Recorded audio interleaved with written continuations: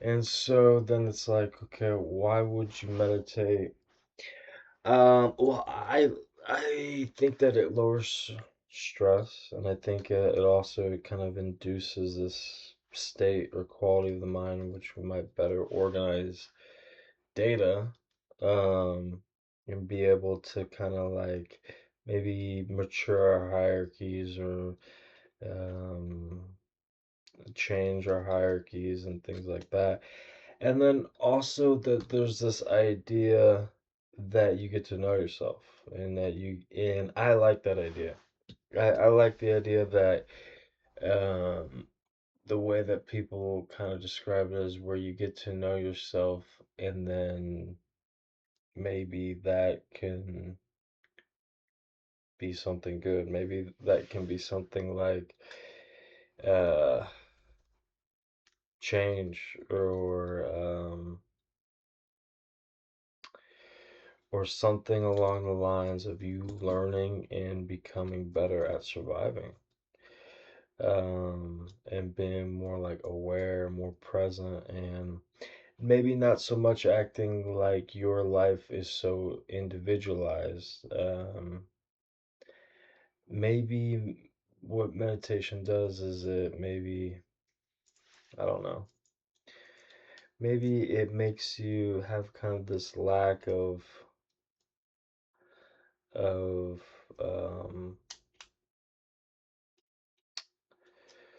this lack of kind of like social graces, or this lack of maybe, I don't know how I'm trying to say it here. I think that maybe if you meditate you might be more like open, more have like an open mindset, and more just be more open and maybe like less embarrassed, or maybe less tribal thinking in it all. Maybe it'll be less along the lines of like less caring about dogma, maybe less caring about um so I started meditating late in life, so you got to remember like I had this whole way about me before I started meditation where people kind of like, yeah, you're still a human being, you live and you like grow and change and stuff, but I think there's a pretty big difference between how I was before and how I am now. And I think that, and I did this late in life, and I think that, I think that the person who I was before is different. Um, and I think I think it's noticeable and stuff like that. And so I don't know, I think that meditation can kind of like when it comes to the self and the individual, I I believe that the self kind of has this tendency to hide itself and submerge itself um, into tribal thinking, so that it doesn't necessarily have to be kind of like held responsible for any kind of discrepancies within the tribe, or any type of like outliner thinking, or any type of like self-expression as well. I think that the self can, if it can be, it can just kind of hide itself within the tribe and resist the idea of being like a free, resist the idea of like having more freedom with the self.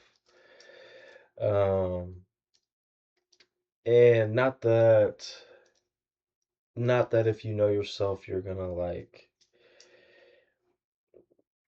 I don't know, I don't know, be like very extroverted and deterministic and um, very loud or something like that. That's not necessarily what I'm talking about. I'm talking about more so like if you meditate, maybe you'll kind of resist the ideas of dogmas, or maybe you'll kind of be more aware of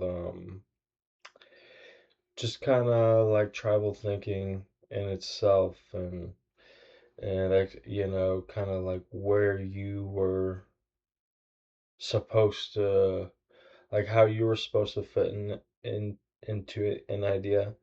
Maybe you change, and maybe with meditation, like it's a tool that can like help you see that change, stuff like that. I don't know. And so I think it's good for like trying to figure out who you are and reform the individual.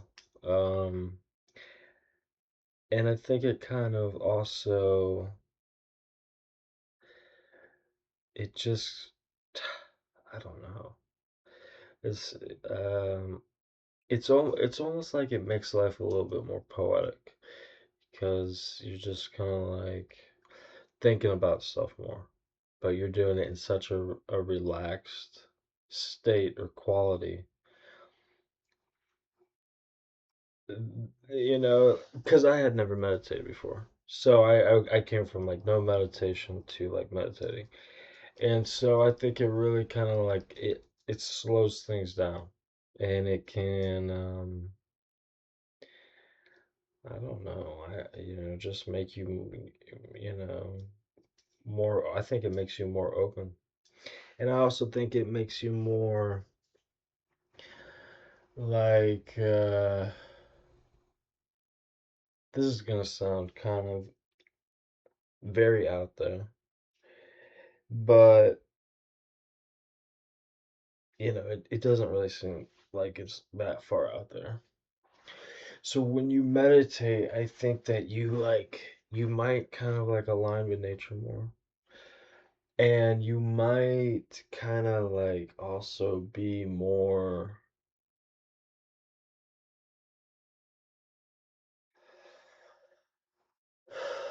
like not fighting